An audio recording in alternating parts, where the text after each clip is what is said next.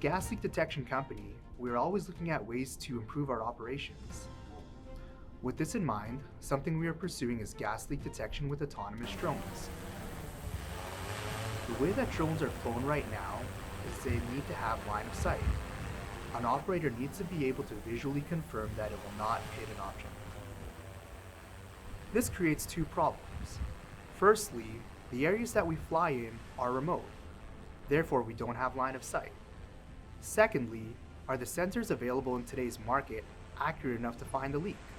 With the help of Ultimex technologies, we were able to fly a 5-kilometer stretch past line of sight autonomously. The team at GLD Projects was very pleased with the results. By the end of 2024, we plan to have all standard operating procedures for autonomous flight be ISO certified. We decided to do a proof of concept along a 5-kilometer line owned by Pioneer Gas. The equipment we used was a DJI M300 and U10 methane sensor. It utilizes tunable diode laser absorption spectroscopy to identify methane concentrations.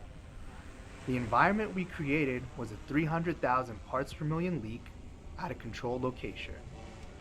The conditions at the time included 3-kilometer-per-hour winds whilst flying at 60 feet in the air.